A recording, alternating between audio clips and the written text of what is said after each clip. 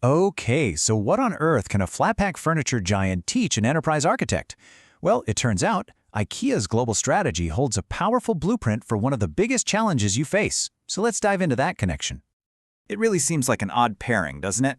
I mean, a company famous for its meatballs and those little Allen keys, and the incredibly complex world of enterprise architecture.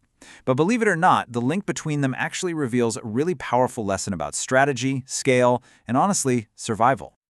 First things first, let's start with an idea that completely flips the script on what we think strategy is. We tend to think of strategy as this document you write once a year and then kind of forget about. But that's not it at all. It's a discipline, a long-term commitment that has to guide every single decision a company makes. And that's exactly where you, the enterprise architect, come in.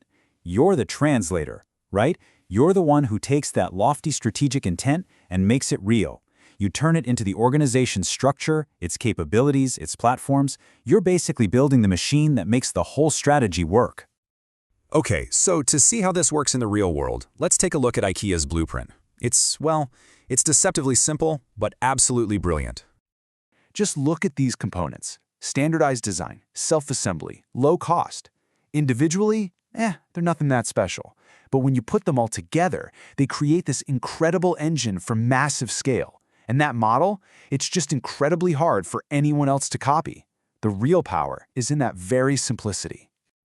And that is what creates a sustainable competitive advantage. See, it's not just one thing they do. It's how all the pieces, the capabilities, the processes, the tech, they all lock together. They reinforce each other, creating a system that can really last. But you know what's really amazing? IKEA's restraint. Think about it. As they went global, they must have been so tempted to change their core model for every new market. But they didn't. They got a really critical lesson here. Sometimes what people call flexibility is really just a fancy word for watering down the very strategy that made you successful in the first place. Okay, but no blueprint is perfect, right? The real test always comes when a brilliant strategy slams into the messy reality of the real world. So let's see what happened when IKEA's model totally hit a wall. So their first moves into the United States and Japan, they were almost a complete disaster. In the US, their beds didn't fit American sheets, their couches seemed tiny, and their drinking glasses way too small for a culture that loves ice in everything. And over in Japan, that whole do-it-yourself thing, it just did not fly with customers who expected top-notch service. So, all of this forced IKEA to learn a really important lesson, and fast. A global strategy can't just be about rigid, one-size-fits-all uniformity. It has to be about intelligent adaptation.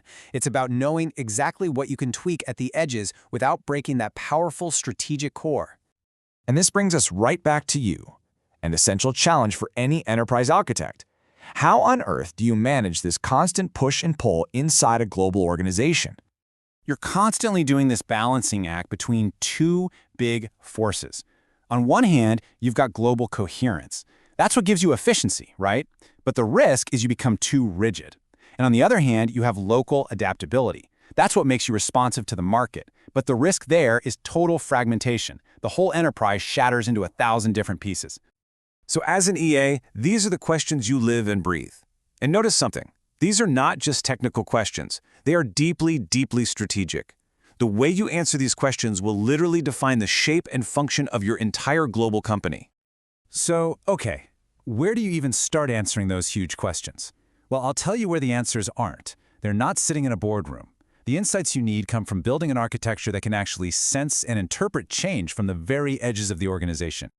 Think about it. The next big disruption isn't going to show up in a neat little quarterly report. No, it's going to start as a weak signal out there on the ground. It might be a tiny local startup, a small shift in how customers are behaving, or maybe a new regulation in just one market. And this is where your architecture becomes absolutely critical. Your job is to design the feedback loop that captures these signals. So it starts with step 1, detect.